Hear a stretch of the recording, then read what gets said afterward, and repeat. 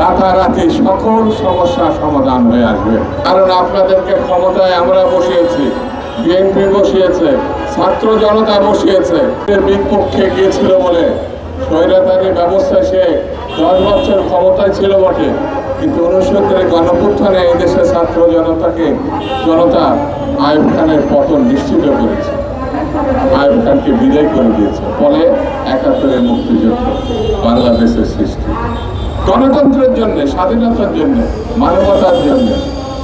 সেই গণতন্ত্রের লড়াই দীর্ঘ পথ পেরিয়ে 90-এর গণতন্ত্র, মানুষের অধিকার, 24-এর গণঅভ্যুত্থান, হাসিনার স্বৈরতন্ত্রের বিরুদ্ধে গণতন্ত্রের পক্ষে। এটি যদি বুঝতে এই সরকার ব্যর্থ হয়, এর থেকে দুঃখজনক ঘটনা আর দ্বিতীয়টা থাকবে না।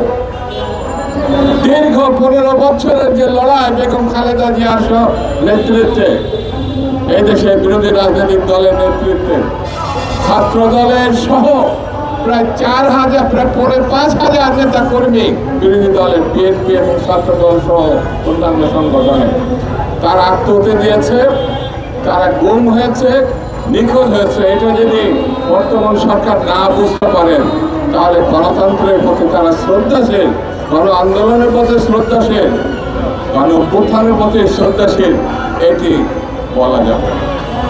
সেই জন্য আমি বক্তৃতা সংক্ষেপে বলি, আইয়ুব খানের দিকে তাকান, পালাইছে গণতন্ত্র না মানার কারণে। শেখ মুজিব একদল করার কারণে তার ভয়ঙ্কর বিপজ্জনক বিবেকান্তক ঘটনা ঘটেছে গণতন্ত্র না মানার জন্য।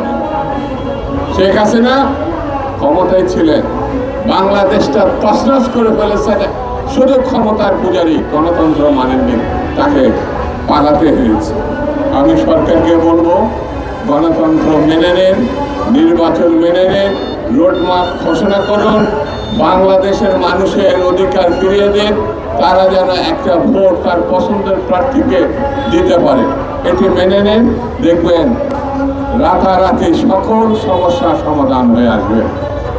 আজ এটা যদি মানতে না পারেন, তাহলে বুঝকাবাজকে বেঁধে রাখা ভালো। এই কারণে গণতন্ত্রের কোনো বিকল্প নাই। গণতন্ত্র ভোটাধিকার না আসলে পরিণতি অতীতের মতো হতে পারে। এই কথা আপনাদের বলতে আমাদের খারাপ লাগে, কারণ আপনাদেরকে ক্ষমতায় আমরা বসিয়েছি, বিএনপি বসিয়েছে, ছাত্র জনতা বসিয়েছে। এই কথা আমাদের বাধ্য হয়ে বলতে হয়। এই বিষয়টি আপনারা মাথায় নেবেন।